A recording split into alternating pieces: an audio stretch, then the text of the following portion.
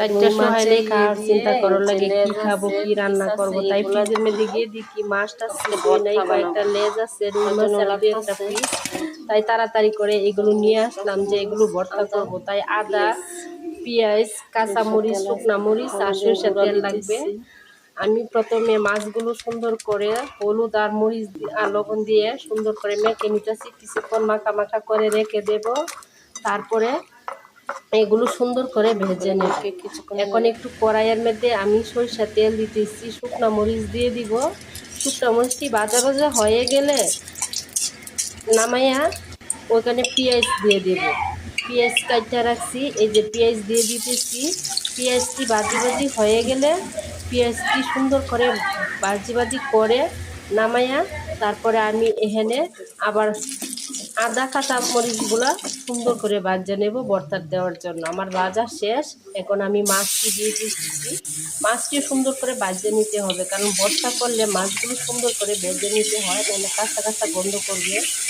যাতে লালটি করে সুন্দর দেখা যায় ভাজিগুলো, এমনভাবে ভাজতে হবে। এই যে আমার ভাজা শেষ, এখন আমি কড়াই থেকে নামায় ফেলাইতেছি।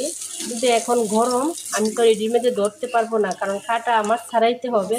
তাই মেয়েটি একটু আলগা রাইখা দিয়া আমি আরেকটা রেসিপি রান্না করব, ওইটা আপনাদের কাছে শেয়ার করব। এই যে ইলিশ মাছ দিয়ে আলু বেগুন দা রান্না করব। এর জন্য আমি ইলিশ মাছ কড়াইয়ে দিয়ে দিলাম। ইলিশ মাছটি সুন্দর করে আগে ভেজে নেব। এই যে আমার ভাজাও শেষ, এখন আমি বেগুনগুলো সুন্দর করে ভেজে নেব। বেগুন আমি কড়াইয়ে দিতেছি, একটু তেলও দিয়ে দিব সুন্দর করে যাতে ভাজা ভাজা হয় বেগুনটি। বেগুন ভাজা শেষ হয়ে গেলে আমি এখানে আলু দিয়ে দিব। বেগুন ভাজা শেষ, আলুও আমার ভাজা হইতেছে। আর ওই ফাঁক দিয়ে আমি একটু মশলা বের করে নিব। এখানে দিতে হবে হলুদ, মরিচ, ধনিয়া, জিরা। তাই আমি একটু পানি দিয়ে মাইকে রাখতেছি, আর একটু লবণও দিছি। একটু পরে এটা আমি কড়াইয়ে দিয়ে দিব, কারণ পানি দিয়ে মাইকে রাখলে মশলার কালারটা সুন্দর হয়, এজন্য আমি মাইকে রাখছি। এখন আমি এই কড়াইয়ের মধ্যে একটু কালি জিরা দিছি, কাঁচামরিচ দিছি। এখন আমি পেঁয়াজ দেব, পেঁয়াজ দিয়ে ভাজা ভাজা করব। বাদামি কালার হয়ে গেলে আমি মশলাটা দিয়ে দেব।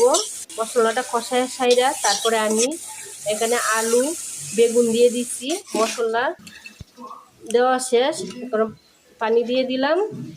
আর এইদিকে আমি ভর্তার জন্য তৈরি করতেছি, ভর্তার কাটাগুলো ছাড়াইয়া আর পাকে দিয়া এনে তরকারির মধ্যে মাছও দিয়ে দিলাম। এখন ভর্তাটা মাখতেছি, কেমন হইতেছে আমার ভর্তাটা মাখা সবাই কমেন্টে বলে যাবেন। আর কি বলবো, সবাই ভালো থাকবেন, আরেকটা ভিডিওতে দেখা হবে। Bye bye.